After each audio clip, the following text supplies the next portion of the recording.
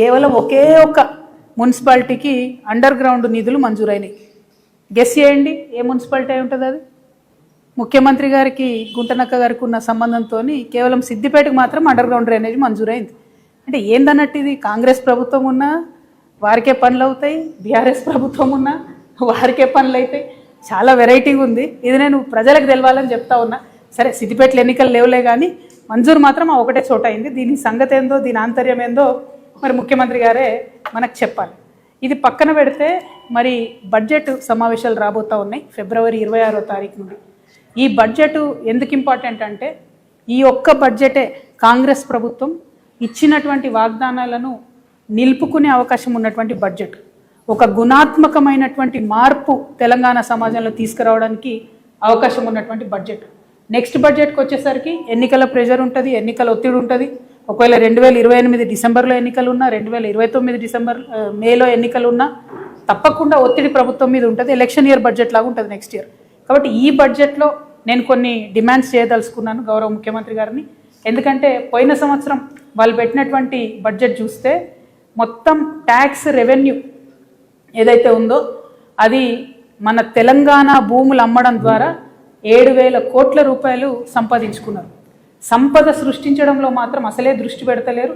దానివల్ల ఏమవుతుందంటే revenue deficit ఏదైతే ఉంటుందో అది బీభత్సంగా పెరుగుతుంది. -9,000 కోట్లకు వెళ్ళిపోయింది ఇప్పటి వరకు. డిసెంబర్ వరకు ఇది అఫీషియల్గా ప్రభుత్వం ఇచ్చినటువంటి డాక్యుమెంట్. ఇందులో నా యొక్క కల్పన ఏమీ లేదు, వాస్తవిక విషయాలు నేను చెప్తా ఉన్నాను. అంటే ఒక పక్క సంపద సృష్టించకుండా ఇంకొక పక్క ఆల్రెడీ మనకున్నటువంటి ఆస్తులు నమ్ముకుంటా ఉన్నారు. సరే అట్లా చేసింది అనుకుందాం, మరి కనీసం ఆ డిస్బర్స్మెంటు ఆ డబ్బు అనేటటువంటిది పేదవాళ్ళకు పోవాలి, వెల్ఫేర్ కోసం పోవాలి, కొన్ని మంచి అంశాల మీద క్యాపిటల్ ఎక్స్పెండిచర్ కింద పోవాలి. అది కూడా జరగడం లేదు. ఏదైతే వీళ్ళు పేదవాళ్లకు వెల్ఫేర్కి పెన్షన్కి పోయిన బడ్జెట్లో 1,21,000 కోట్లు పెడతామని చెప్పిండ్రో దాంట్లో డిసెంబర్ వరకు కేవలం 55,000 కోట్లు మాత్రమే ఖర్చు చేయడం జరిగింది. అందుకే మనకు రావాల్సిన పెన్షన్లు వస్తలేవు, అందుకే మనకు రావాల్సిన నిండ్లు వస్తలేవు, అందుకే జరగాల్సినటువంటి అభివృద్ధి పనులు కానీ వెల్ఫేర్ పనులు కానీ జరగడం లేదు. అది కాకుండా ఏంటి, అప్పులు బీభత్సంగా అప్పులు తీసుకొస్తా ఉన్నారు. ఇంకో పక్క చాలా పెద్ద ఎత్తున అంటే వాళ్ళ అంచనాలకు మించి 122% అప్పులు తీసుకురావడం జరిగింది. ఇవన్నీ ఒకటైతే కాంట్రాక్టర్లకు మాత్రం ఏదైతే అంచనాలు పెట్టుకున్నారో 36,000 కోట్లు పే చేయాలని దాన్ని మించి 42,000 కోట్ల పైచిలకు కాంట్రాక్టర్లకు పే చేశారు. అంటే సంక్షేమ పథకాలకేమో తక్కువ పే చేస్తున్నారు, వాళ్ళ కమిషన్లు వచ్చేదానికి మాత్రం ఎక్కువ పే చేస్తూ ఉన్నారు. ఈ డాక్యుమెంట్ అంతా కూడా నేను కూడా మీకు ప్రెస్ మిత్రులతో పంచుకుంటా. అంటే లాస్ట్ సంవత్సరం వాళ్ళు చెప్పినటువంటి బడ్జెట్లో డిసెంబర్ వరకు 9 నెలలు లెక్కేసుకుంటే ఇంకొక క్వార్టర్ మిగిలింది అనుకుంటే ఈ 9 నెలల్లో వాళ్ళు పేదవాళ్ళకు తగ్గిస్తున్నారు, పెద్దవాళ్ళకు డబ్బులు ఇస్తున్నారు, ఉన్న ఆస్తిని అమ్ముతున్నారు, కొత్త ఆస్తిని సృష్టిస్తలేరు. ఇటువంటి సందర్భంలో కూడా మరి వచ్చే బడ్జెట్ పోయినసారి బడ్జెట్ 3,04,000 కోట్లకు పెట్టిండ్రు. మరి ఈసారి బడ్జెట్ నేను అనుకోవడం ఇంకొక 25,000-30,000 కోట్లు పైచీలకు పెడతారేమో అని అనుకుంటున్నా. ఆ బడ్జెట్లో తెలంగాణ జాగృతి తరఫున మేము కొన్ని అంశాలను డిమాండ్ చేయదలుచుకున్నాం. ప్రధానంగా ఏంది అని అంటే కామారెడ్డి డిక్లరేషన్లో ఏదైతే బీసీలకు సంవత్సరానికి 20,000 కోట్లు ఇస్తామని చెప్పినారో ఆ 20,000 కోట్లు ఖచ్చితంగా బడ్జెట్లో పెట్టాలనేటటువంటిది మా మొదటి డిమాండ్. రెండవ డిమాండు ఇవాళ అవ్వాతాతలు కావచ్చు, ఆడబిడ్డలు కావచ్చు, వికలాంగులు కావచ్చు, మీరు పెన్షన్లు డబుల్ చేస్తామనేది అయితే చెప్పారో దానికోసం ఎదురు చూస్తున్నటువంటి సందర్భం ఉంది. కాబట్టి ఖచ్చితంగా ఆ పెన్షన్లన్నిటికీ కలిపి 35,000 కోట్ల రూపాయలు బడ్జెట్లో పెట్టాలని చెప్పి మేము డిమాండ్ చేస్తూ ఉన్నాం. అట్లానే ఇప్పటి వరకు ముఖ్యమంత్రి గారు ఎక్కడికైనా మాట చెప్తున్నారు, మేము ఇందిరమ్మ ఇండ్లు కట్టినాం అని చెప్పి. కానీ ఇవాళ మున్సిపల్ ఎన్నికలు జరుగుతున్న నేపథ్యంలో పట్టణ ప్రాంత ప్రజలకు నేను గుర్తు చేస్తూ ఉన్నా, పట్టణ ప్రాంతాల్లో ఉండే పేదవారికి గుర్తు చేస్తూ ఉన్నా. కేవలం గ్రామాలలో 4 లక్షల సంబంధించి ఇందిరమ్మ ఇండ్లకు డబ్బులు రిలీజ్ చేస్తున్నామని చెప్పారు. అందులో కూడా సగం వర్క్ స్టార్ట్ కాలేదు. కానీ పట్టణాలలో మాత్రం ఒక్క రూపాయి కూడా ఇందిరమ్మ ఇండ్లకు ఇవ్వలేదు. సో నేను డిమాండ్ చేస్తూ ఉన్నా, మీరు ఈ 26వ తారీఖు తర్వాత పెట్టే బడ్జెట్లో మీరు పేదవాళ్ళకి ఏదైతే ఇండ్లు 22 లక్షల ఇండ్లు కడతామని ఒక లక్ష్యం పెట్టుకున్నారో అది పూర్తి కావాలంటే ఈ సంవత్సరం 8 లక్షల ఇండ్లకు 25,000 కోట్ల రూపాయలు ఖచ్చితంగా బడ్జెట్లో పెట్టాలని తెలంగాణ జాగృతి తరఫున డిమాండ్ చేస్తూ ఉన్నాం.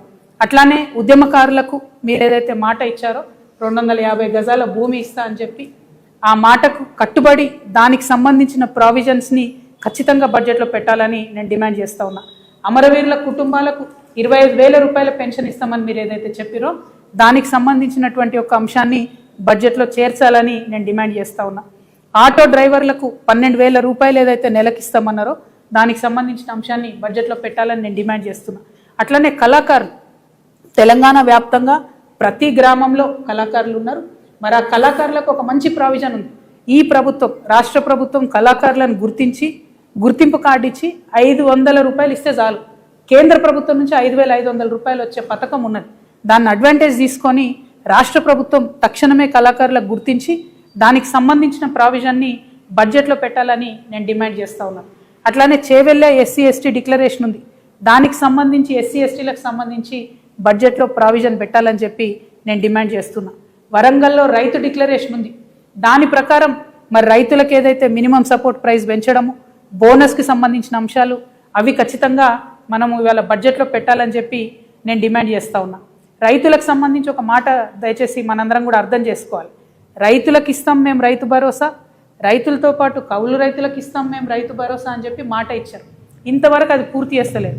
రైతులకు కౌలు రైతులకు కలిపి పెట్టాలంటే 25,000 కోట్ల రూపాయలు సపరేట్ హెడ్ కింద పెట్టాలనేది నేను డిమాండ్ చేస్తూ ఉన్నా.